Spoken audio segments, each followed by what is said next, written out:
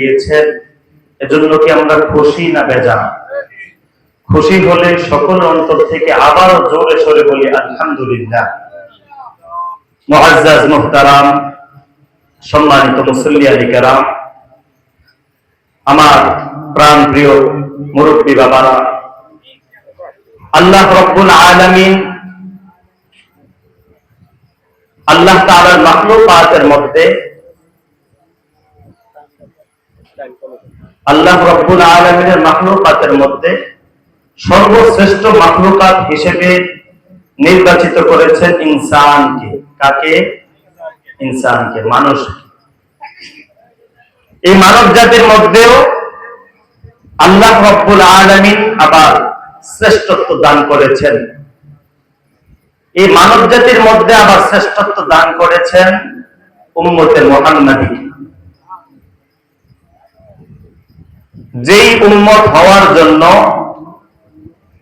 অনেক নবীগণ আল্লাহ তাআলার কাছে আরজি করেছেন।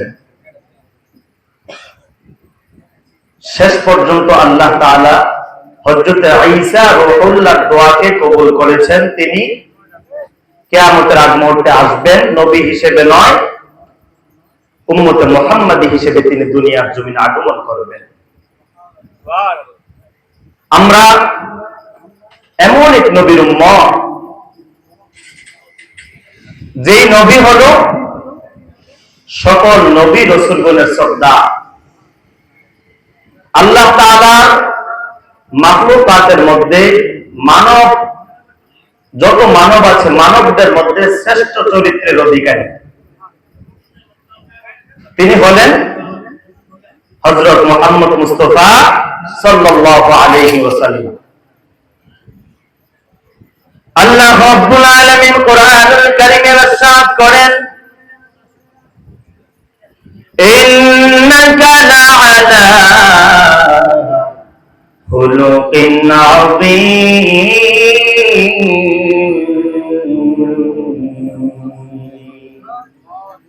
আল্লাহ রাব্বুল আলামিন বলেন, এ নবী, আপনি হলো শ্রেষ্ঠ চরিত্রের অধিকারী, আপনাকে আমি শ্রেষ্ঠ চরিত্রের অধিকারী বানিয়েছি। আল্লাহর হাবিব সাল্লাল্লাহু আলাইহি ওয়াসাল্লাম মানবদের মধ্যে সর্বশ্রেষ্ঠ সৌন্দর্যের অধিকারী ছিলেন। আল্লাহ তাআলা তার নবীকে সর্বশ্রেষ্ঠ সৌন্দর্য দিয়ে বানিয়েছে। আম্মা জানা আয়েশা রাদিয়াল্লাহু তাআলা আনহা বলে, এ মহিলারা শুনো,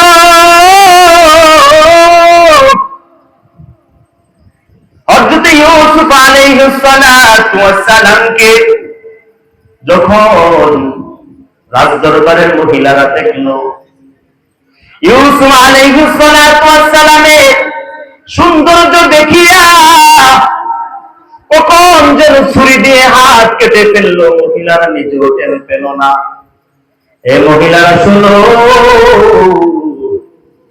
জানোনি আমার নবী, তোমার নবী আল্লাহর হাবিব সাল্লাল্লাহু আলাইহি ওয়াসাল্লামকে যদি কোনো মহিলা দেখতো, ওই মহিলা কখন যেন তার কলিজা কাইটা ফেলতো, সে নিজেও জানতো না। সুবহানাল্লাহ, এমন সৌন্দর্যের অধিকারী আমাদের নবী হুজুর পাক সাল্লাল্লাহু আলাইহি ওয়াসাল্লামকে আল্লাহ তাআলা দান করেছিলেন। তাইলে আমরা সেই নবীর উম্মত, শ্রেষ্ঠ নবীর শ্রেষ্ঠ উম্মত। আমরা কোনদিন আরজি করি নাই, হে আল্লাহ, আপনি আমাদেরকে অমুক নবীর উম্মত না বানাইয়া, ঈসা নবীর উম্মত না বানাইয়া, মুসা নবীর উম্মত না বানাইয়া আপনি আমাদেরকে শেষ নবীর উম্মত বানান, এই আরজি আমরা কখনো করি নাই। আরজি ছাড়া, চাওয়া ছাড়াই আল্লাহ তাআলা আমাদেরকে এই নবীর উম্মত হিসেবে কবুল করেছেন। এজন্য নবীকে ভালোবাসা এটা উম্মত হিসেবে প্রত্যেকের জন্য আবশ্যক। শুধু ভালোবাসতেই না, তার জীবনের চাইতে বেশি ভালোবাসতে হবে।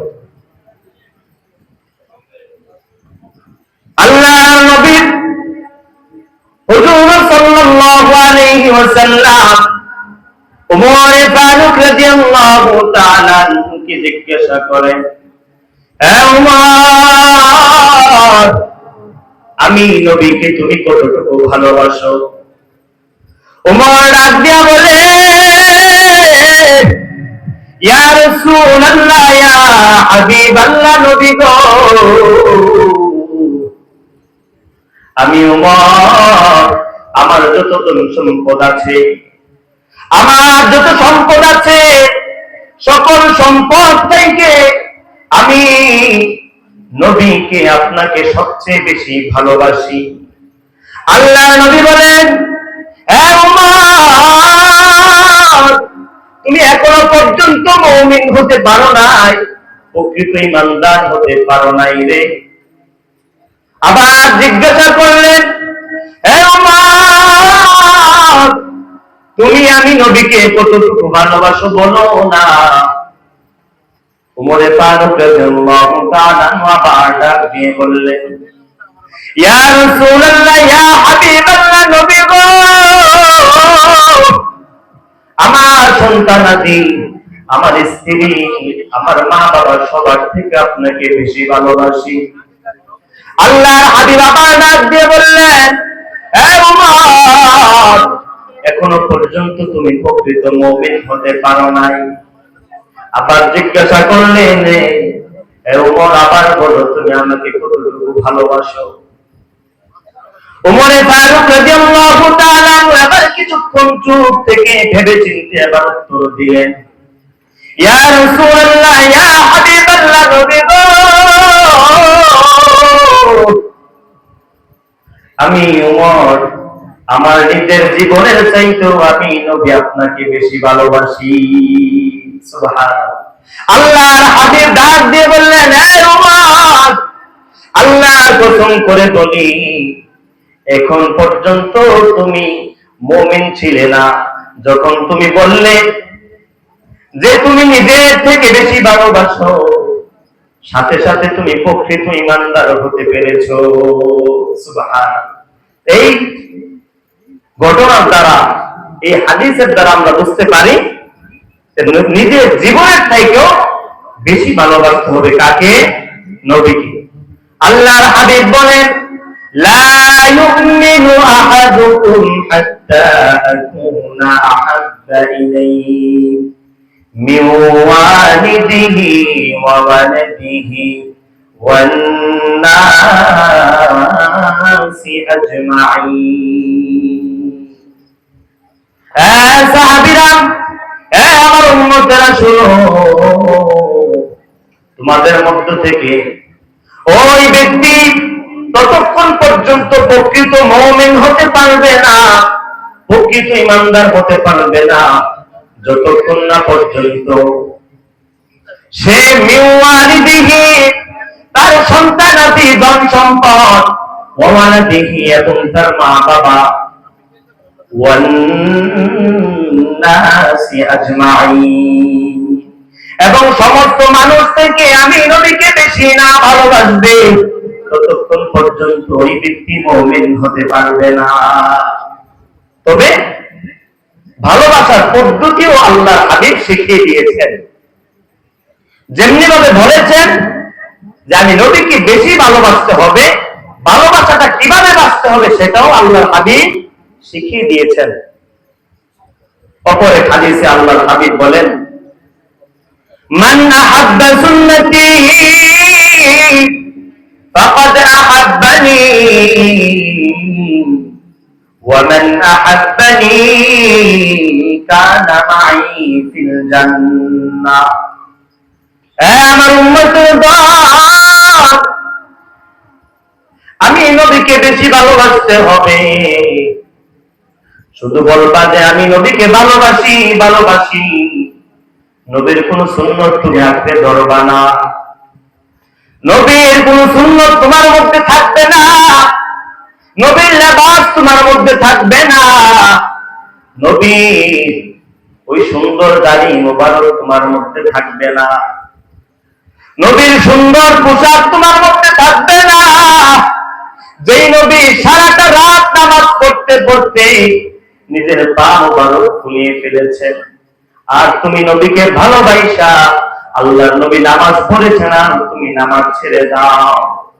এই ভালোবাসার কথা আল্লাহর হাবিব বলে নাই। নেতাকে ভালোবাসে, সবাই ভালোবাসে, সারাক্ষণ নেতা নেতা করে। নেতা যখন জেলখানায়, সে তখন বিছানায়।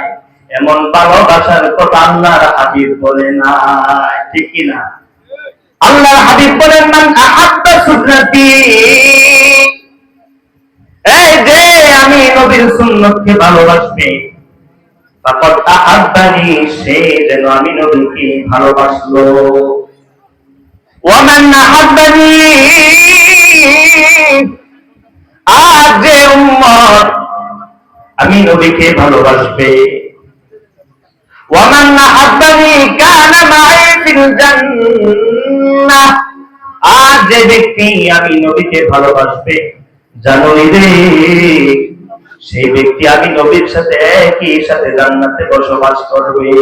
সুবহানাল্লাহ। এজন্য নিজের জীবনের থেকেও বেশি ভালোবাসতে হবে নবীকে।